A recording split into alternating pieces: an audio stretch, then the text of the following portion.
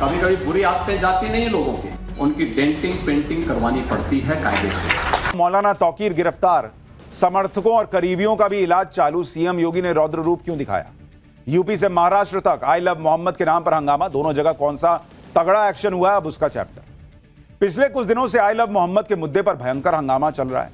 UP के बरेली में तो शुक्रवार को आई लव मोहम्मद के नाम पर गजब उत्पात हुआ, पुलिस पर पथराव हो गया, शहर का माहौल खराब करने की कोशिश हुई और अब इस मामले में बड़े बड़े खुलासे हो रहे हैं। बरेली में जो हिंसा हुई उसके पीछे किसका हाथ था, यह सामने आ गया है। पुलिस की एफआईआर से जो जानकारी मिली है वो हैरान करने वाली है। बरेली हिंसा के बाद योगी सरकार के एक्शन से अब हंगामा करने वाले कांप रहे हैं। मौलाना तौकीर रजा ने बरेली में लोगों को भड़काकर अपनी ताकत दिखाने की कोशिश की, लेकिन शायद मौलाना तौकीर रजा भूल गए थे कि यूपी में किसका शासन है। सीएम योगी ने उत्पात करने वालों की कायदे से डेंटिंग पेंटिंग कर दी है और इसी का नतीजा है कि बरेली हिंसा के आरोपियों के खिलाफ लगातार एक्शन हो रहा है। तौकीर रजा गिरफ्तार हो चुके हैं और उनके करीबियों के खिलाफ भी प्रशासन का डंडा बरस रहा है। यानी 2 दिन में सीएम योगी ने सारा हल्ला हंगामा शांत कर दिया। जो तौकीर रजा कहते थे कि हमने मुसलमान को सड़क पर आने से रोक रखा, नहीं तो ये होगा वो होगा, वो तौकीर रजा आज की डेट में गिरफ्तार है और कोई चू चपड़ नहीं हो रही। अब तो आई लव मोहम्मद का जवाब आई लव योगी आदित्यनाथ के पोस्टर से दिया जा रहा है। एक तरह से मैसेज दिया जा रहा है कि यूपी में हंगामा करने का क्या अंजाम हो सकता है। दूसरी तरफ आई लव मोहम्मद के नाम पर महाराष्ट्र में भी हंगामा करने की कोशिश की जा रही है, लेकिन वहां भी सीएम देवेंद्र फडणवीस के सख्त रुख से हंगामा करने वालों की मुश्किल बढ़ गई। कुल मिलाकर आई लव मोहम्मद के नाम पर जो मुसलमानों को भड़काने का प्रयास हुआ, जो विवाद हुआ, वो अभी तक रुकने का नाम नहीं ले रहा। यूपी से लेकर महाराष्ट्र तक आज क्या हुआ है, योगी रौद्र रूप क्यों दिखा रहे हैं, मौलाना तौकीर रजा का क्या हुआ, क्या पुलिस को जान से मारने की साजिश थी बरेली में, सब बताऊंगा, लेकिन पहले झलक देखिए।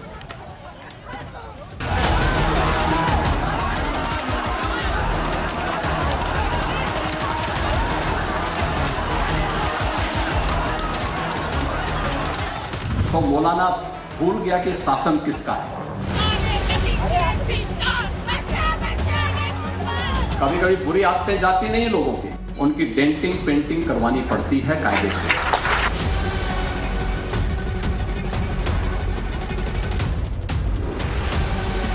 एक प्रकार से ये भी देखना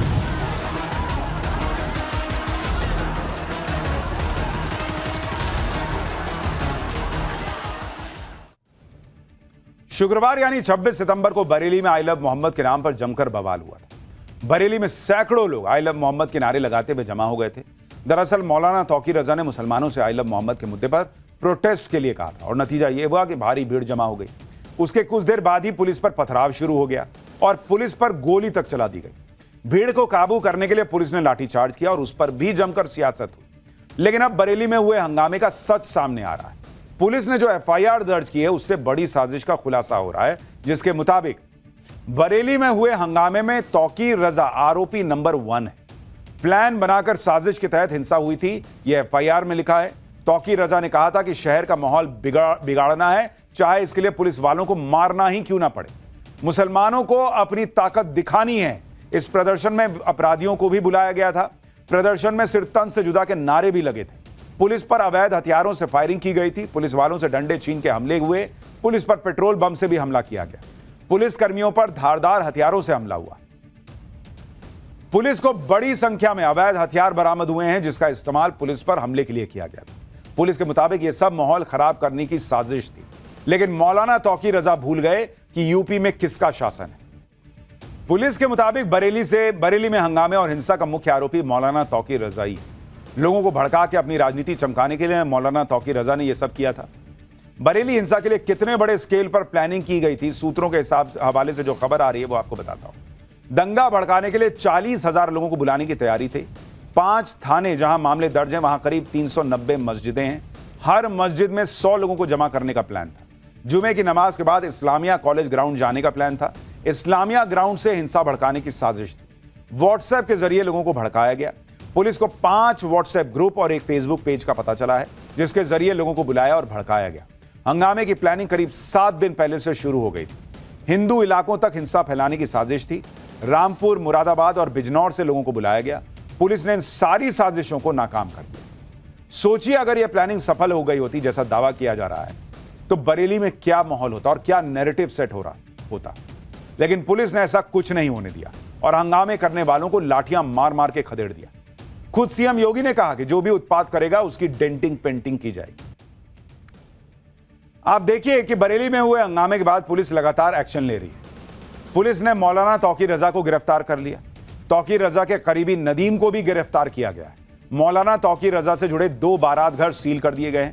हिंसा के आरोपियों पर संपत्तियां जब्त करने की कार्रवाई शुरू हो रही है। मौलाना तौकीर समेत अब तक 55 लोग गिरफ्तार हो चुके हैं। पुलिस के इस एक्शन के बाद अब आरोपियों के सिर से माहौल खराब करने का भूत उतर चुका है। इन आरोपियों को समझ आ रहा है कि अब उनके साथ क्या होने वाला है, इसलिए अब ये माफी मांग रहे हैं। सुनिए जरा इन लोगों को। किया था, अफसोस है, माफी मांगते हो? अफसोस है आप लोगों को? गलती हो गई हमसे सर, माफी मांग रहे हो? हमसे गलती हो गई। आपसे करोगे ऐसा कभी? नहीं, कभी नहीं करेंगे। किसके कहने पे ऐसा किया था? क्या कोई मैसेज आया था व्हाट्सएप ग्रुप पे? क्या आया था? कैसे पता चला था तुमको कि इस्लामिया ग्राउंड में जाना है? सर गलती हो गई। गलती होगी, कैसे पता चला ये बताओ, कैसे पता चला था? गलती अब करोगे आज के बाद तुम लोग? इसीलिए मैं बार बार कहता हूं कि ये देश इतनी तेजी से आगे बढ़ रहा है, हिंदू हो, मुसलमान हो, सिख हो, ईसाई हो, सबको उस तरक्की में जुड़ना चाहिए। नेता, सियासतदान ये मिलकर भड़का देते हैं और फिर जब ये सब होता है तो इनके घर वाले ही ना परेशान होंगे। बॉस, सर तन से जुदा के नारे लगाने पे आपके ही घर वाले परेशान होंगे ना जब आप अरेस्ट होइएगा। पुलिस के मुताबिक बरेली में जो हंगामा हुआ, हिंसा हुई, उसके लिए मौलाना तौकीर रजा जिम्मेदार है और तौकीर रजा के कहने पर उसके सहयोगी ने प्लान बनाया। बरेली हिंसा के मास्टरमाइंड के बारे में बताता हूं। सूत्रों के मुताबिक मौलाना तौकीर के करीबी डॉक्टर नफीस और नदीम खान ने साजिश रची। डॉक्टर नफीस को तौकीर का राइट हैंड कहा जाता है। वहीं नदीम तौकीर के संगठन आईएमसी का जिला अध्यक्ष रहा है। नदीम ने नमाज के वक्त लोगों को व्हाट्सएप कॉल किया था, लोगों से हथियार लाने को कहा था जिससे हमला किया जा सके। मौलाना तौकीर और नदीम दोनों गिरफ्तार हो चुके हैं और नफीस के खिलाफ प्रशासन का एक्शन हो रहा है। देखिए रिपोर्ट। रजा के तमाम जो सहयोगी हैं, उनके जो ठिकाने हैं, उसके ऊपर भी कार्रवाई होती हुई नजर आ रही है। नफीस जिसका ऑफिस हुआ करता था बरेली के मेन चौराहे के पास, उसके ऊपर भी अब जो सीलिंग की कार्रवाई है वो शुरू हो गई है। उसके ऑफिस के नीचे जो तमाम दुकानें थी, इनको भी देखिए अब यहाँ पर सील किया जा रहा है। क्या बताया गया कि ये सील करेंगे? कुछ पता नहीं सर अभी क्या चल रहा है यहाँ पे। तो आप लोग खाली क्यों कर रहे हैं अचानक से? सर हमसे खाली करने को कहा गया, बस ये बताओ। खाली करने को कहा गया। देखिए इनको खाली करने को कहा गया है और ऐसे ही तमाम दुकानें हैं, इन सभी दुकानों के ऊपर जो कार्रवाई है वो हो रही है। इन सभी दुकानों को सील करने की जो बात है वो निकल के सामने आ रही है। इसके ठीक ऊपर अगर आप देखेंगे तो ये डॉक्टर नफीस जो है, जो कि तौकीर का बेहद करीबी बताया जाता है, बाकी मुकदमों में भी इसका नाम है, उसका ऑफिस है और ये उन मार्केट का मुतव्वली भी है, ये कहा जा रहा है। आई लव मोहम्मद के जरिए मौलाना तौकीर रजा अपनी ताकत दिखाना चाह रहे थे। बरेली में लोगों को भड़काया, भीड़ जमा की, पुलिस पर हमला किया, गोली तक चलाई गई, ये आरोप लग रहे थे। लेकिन ये सब करके भी मौलाना तौकीर मुसलमानों का समर्थन नहीं हासिल कर पाए। बरेली के मुसलमानों का साफ कहना है कि अगर इजाजत नहीं थी तो प्रदर्शन नहीं करना चाहिए था और अब सरकार जो कर रही है वो ठीक कर रही है, ये बरेली के मुसलमान कह रहे हैं। योगी सरकार से ये गुजारिश है कि बस बेकसूरों पे किसी तरह का कोई जुल्म ना हो, बाकी जो दोषी हैं उन पे कड़ी से कड़ी कार्रवाई हो। हमारे संविधान के दायरे में रह के कोई भी बात कही जाए तो बेहतर है और जब प्रशासन किसी चीज को मना करता है तो कोई ना कोई बात होती है, तो उसकी बात भी मानना चाहिए हमें कहीं ना कहीं। अगर जो प्रशासन जिसकी आपको इजाजत नहीं देता तो वो चीजें आपको नहीं करना चाहिए, जिससे आम लोगों को कोई समस्या हो, कोई दिक्कतें हो। डीएम ने जब उस चीज को अनुमति नहीं दी है उस चीज को, तो वो चीज नहीं करनी चाहिए, चाहे वो 5% हो या 10% लोग करें, किसी को नहीं करनी चाहिए जो कराया गया है इसके अंदर। आई लव मोहम्मद का विवाद तो अब स्कूलों तक भी पहुंच गया है। यूपी के सीतापुर में एक स्कूल में बच्चों से आई लव मोहम्मद लिखवाने की घटना का खुलासा हुआ।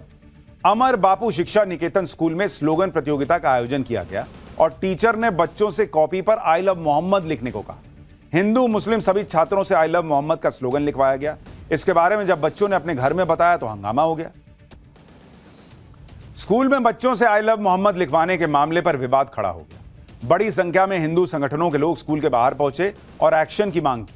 विवाद बढ़ा तो प्रशासन ने स्कूल को 3 दिन के लिए बंद कर दिया। इसके अलावा पुलिस ने मामले में केस भी दर्ज किया। स्कूल प्रबंधक समीउद्दीन उर्फ शौकत के खिलाफ केस हुआ है। प्रधान प्रतिनिधि नईमुद्दीन के खिलाफ भी केस दर्ज किया गया है। स्कूल के 2 शिक्षकों के खिलाफ भी केस दर्ज हुआ है। स्कूल के बच्चों ने कहा कि साहिबा मैम ने स्लोगन नहीं लिखने पर सजा देने की बात कही थी। अब पुलिस पूरे मामले की जांच कर रही है। आई लव मोहम्मद को लेकर कानपुर से लेकर बरेली और सीतापुर तक हंगामा चल रहा है और हर जगह कानून के मुताबिक एक्शन हो रहा है। आरोपियों का ट्रीटमेंट चल रहा है। जिस आई लव मोहम्मद के पोस्टर को विवाद का मुद्दा बनाया जा रहा था, अब उसका जवाब आई लव योगी के पोस्टर से दिया जा रहा है। यूपी के कई शहरों में आई लव योगी के पोस्टर लगाए गए। इनमें यूपी पुलिस के लिए भी बधाई लिखी हुई है। जिस तरह से बरेली में साजिश को नाकाम किया गया, उसके बाद ये पोस्टर लगे। आप देखिए कि लखनऊ, वाराणसी और आगरा में आई लव योगी के पोस्टर लगे हैं। इसके जरिए मैसेज देने की कोशिश हो रही है कि यूपी में हंगामा और उत्पात नहीं चलेगा। सीएम योगी खुद कह रहे हैं कि यूपी में उत्पात करना नरक के रास्ते पर चलने जैसा है। सुनिए एक बार। अब ये डबल इंजन की सरकार है।